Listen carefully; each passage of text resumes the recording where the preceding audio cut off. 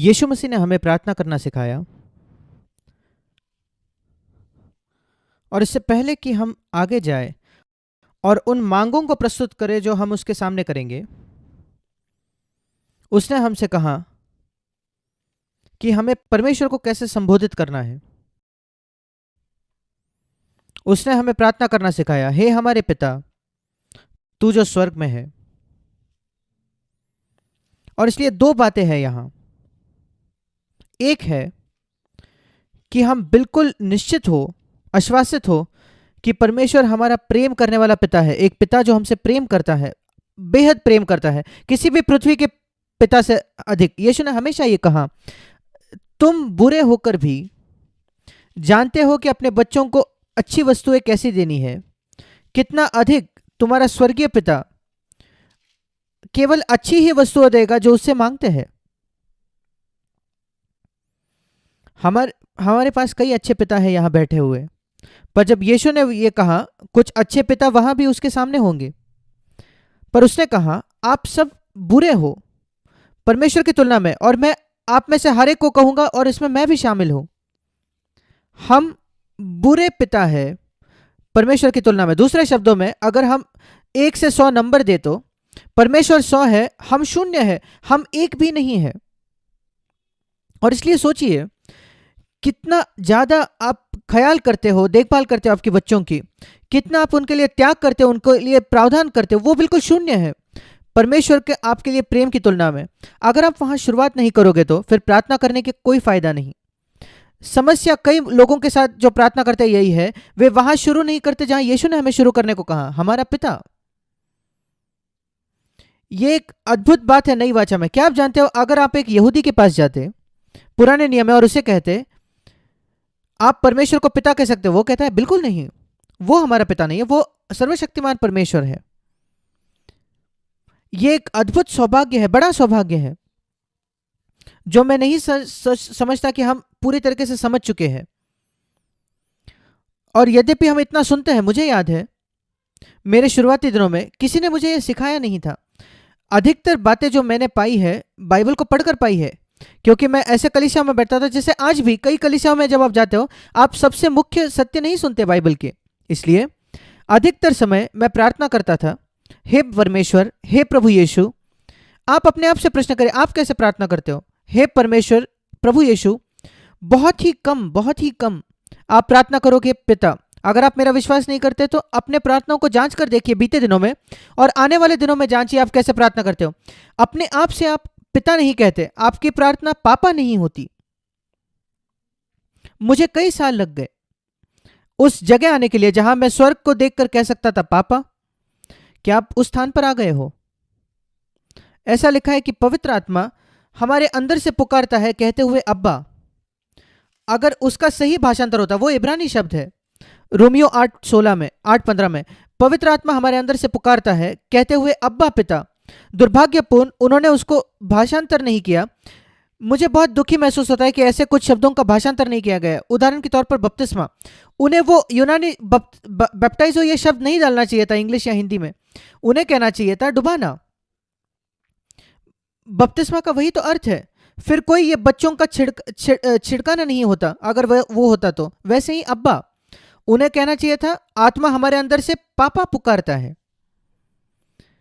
क्या आपने कभी स्वर्ग को देखकर पापा कहा है?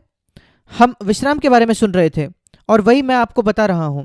आप विश्राम में आ ही नहीं सकते, चाहे आप कितने भी संदेश क्यों ना सुन ले, कितने भी वचन आप ना कह लो, जब तक कि आप बिल्कुल आश्वासित नहीं हो कि परमेश्वर आपका पापा है, आपके पृथ्वी के पिता से बेहतर। मुझे यह सिखाया गया था जब मेरा नया जन्म हुआ, पर वो मेरे जीवन में एक वास्तविकता नहीं थी। कई वर्षों तक मैं अपने आप ऊपर देखकर नहीं कह सकता था पापा। कलीसिया में भी जब मैं प्रार्थना करता था सार्वजनिक तौर पर, मैं कहता था हे परमेश्वर, हे प्रभु। अच्छी बात है, कुछ गलत नहीं है प्रभु कहने में, परमेश्वर ने, पर यीशु ने कहा हे पिता कहो। क्यों हम ये नहीं कहते? आपको क्या लगता है कौन हमें रोक रहा है ये कहने से? वो शैतान है। वो नहीं चाहता कि आप अपने पिता के साथ निजी रहो, घनिष्ठ रहो। ये वैसा है जैसे कुछ गीत हम गाते हैं, मेरा मार्गदर्शन कर हे महान यहोवा। मैं कभी वो नहीं गाता यहोवा, क्योंकि वो मेरे लिए यहोवा नहीं है। ऐसे कई अन्य गीत है, यहोवा जैसा कोई परमेश्वर नहीं, मेरे पापा जैसा कोई परमेश्वर नहीं। और इसलिए जब दूसरे लोग यहोवा गाते हैं, मैं चुपचाप कहता हूं पापा। और ये बिल्कुल सच है। मुझे याद है एक बार जब मैंने कहा था, किसी ने मुझसे कहा क्या वो यहोवा नहीं है, मैंने कहा हाँ, पर अगर मेरा एक बेटा आकर मुझसे कहे मिस्टर पूनन मैं आपसे बात करना चाहता हूं, मुझे लगेगा कि वो मुझसे गुस्सा है। वो मुझे उस नाम से नहीं पुकारता। मैं कहूंगा कि मैं इस संसार में हर एक व्यक्ति के लिए मिस्टर पूनन हूं, पर तुम्हारे लिए मैं पापा हूं। और वही परमेश्वर हम में से कईयों को कह रहा है, इस पूरे संसार के लिए वो कहता हूं मैं परमेश्वर हूं, पर तुम्हारे लिए मैं एक पापा हूं। मैं आशा करता हूं कि आप आज इस पर विश्वास करोगे। मेरा विश्वास कीजिए, अगर आप पवित्र आत्मा से मांगोगे कि आपके जीवन में ये पूरा कर दे। रोमियो 8:16 जहां लिखा है पवित्र आत्मा हमारे अंदर से पुकारता है, मुझे लगता है रोमियो 8:16 है,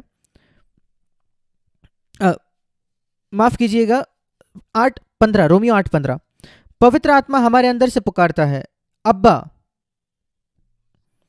पवित्र आत्मा से मांगे कि वो उस बात को आपको वास्तविक बना दे, सच्चा बना दे। इसलिए नहीं कि क्योंकि भाई जैक ने ये कहा, या इसलिए भी नहीं क्योंकि यीशु ने कहा, पर पवित्र आत्मा आपके अंदर आ चुका है और आपको आश्वासित करता है वो जो स्वर्ग में है वो आपका पापा है। वही यही मार्ग है विश्राम में आने के लिए, जो विश्राम आप सुन रहे थे भाई बॉबी को कहते हुए। दूसरी बात है, हमारा पिता तू जो स्वर्ग में है। स्वर्ग का मतलब उसके पास पूर्ण नियंत्रण है हर बात का, सारी बातों का इस विश्व के। ये दो सत्य है जो आपके जीवन में विश्राम लाएंगे।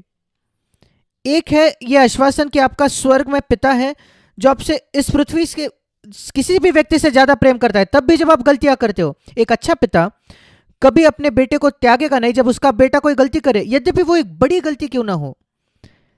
हाँ, एक अच्छा पिता अपने बेटे को नहीं त्यागेगा, नहीं छोड़ेगा, वो कहेगा मैं तेरे साथ खड़ा रहूंगा।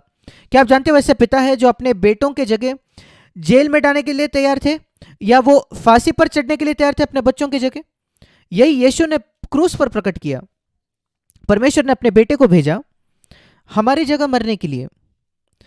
पर एक जो स्वर्ग में राज करता है, वो नियंत्रित करता है, ऐसा उसके नियंत्रण के बाहर कुछ भी नहीं है।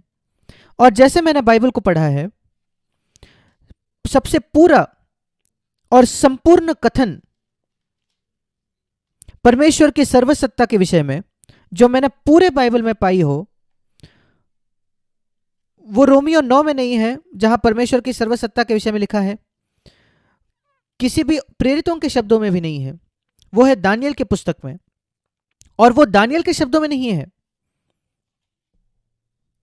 वो एक अन्य जाति राजा के शब्दों में पाया जाता है जिसका नाम था नबूकदनेस्सर, जो एक घमंडी राजा था जिसने बेबीलोन का निर्माण किया था। और जो इतना घमंडी था, उसने दानियल 4:30 में कहा क्या यह महान बेबीलोन नहीं जो मैंने ही बनाया। वो एक अद्भुत शहर था। मेरा विश्वास है उसकी दीवारें इतनी चौड़ी थी कि एक 4 घोड़ों का रथ भी उस पर दीवारों पर चल सकता था, वो इतनी मोटी दीवारें थी। और ये महान बेबीलोन जो मैंने बनाया, मैंने उसको बनाया, मैंने अपने निवास के लिए बनाया, मैंने अपने सामर्थ्य से बनाया, और मैंने अपनी प्रताप की बढ़ाई के लिए बनाया। मनुष्य की ओर से, मनुष्य के द्वारा, मनुष्य के द्वारा होना तो चाहिए परमेश्वर की ओर से, परमेश्वर के द्वारा और परमेश्वर के लिए। जैसे रोमियो 11:36 में लिखा है परमेश्वर की ओर से, परमेश्वर के द्वारा और परमेश्वर के लिए सब कुछ है। पर ये उसके विपरीत है बेबीलोन। और बेबीलोन मसीह जगत का आज चिन्ह, जो मसीह जगत में बेबीलोन है, ऐसी योजनाएं जो मनुष्य के मन में आती है, मनुष्य के सामर्थ्य और मनुष्य के पैसे द्वारा किए जाते हैं और मनुष्य के महिमा के लिए किए जाते हैं, वो यहां है बेबीलोन। वो कहता है इसको मैंने बनाया है, मेरी योजना थी इसको बनाना, मैंने मेरे सामर्थ्य से बनाया और वो मेरे महिमा के लिए है। परमेश्वर ने कहा ठीक है मैं तुझे नम्र करूंगा।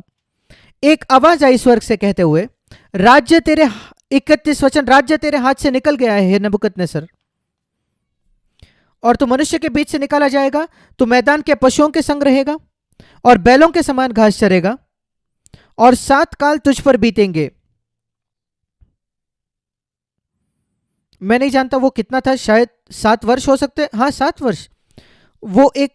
वो राजा जो शासक था, जो सबसे बड़ा राजा था संसार में उस समय, वो एक बैल के समान बन गया जो घास खाता था। उसके नाखून, 33 वचन में लिखा है, उसके नाखून चिड़ियों के पंजों के समान बढ़ गए और उसके बाल उकप पक्षियों के परों से बन गए। और परमेश्वर ने उसे नम्र किया। वो भेड़ों के समान बैलों के समान घास खाता था, 33 वचन। उसके अंत में परमेश्वर ने उसे चंगा किया और वो एक पाठ सीख गया। और फिर वो 34 वचन में कहता है, मैं सर्वशक्तिमान परमेश्वर परम प्रधान को धन्य कहता हूं, उसकी स्तुति और महिमा करता हूं, क्योंकि उसकी प्रभुता सदा की है और उसका राज्य पीढ़ी से पीढ़ी तक बना रहने वाला है। अब यहां 35 वचन में ये वचन है जिसके विषय में मैं कह रहा था, बिल्कुल संपूर्ण कथन परमेश्वर की सर्वसत्ता के विषय में, जो मैंने किसी भी और वचन में पाया हो बाइबल में। पृथ्वी के सब रहने वाले, विश्वासी अविश्वासी, हर एक मनुष्य वो शून्य है। ये पहली बात है जो वो कहता है, मैंने पाया है हर एक मनुष्य इस पृथ्वी पर वो शून्य है परमेश्वर के सामने। आप अभी किसी से नहीं डरोगे जब आप पहचान जाते हो कि वो परमेश्वर के सामने, हमारे पिता के सामने शून्य है जो स्वर्ग में है।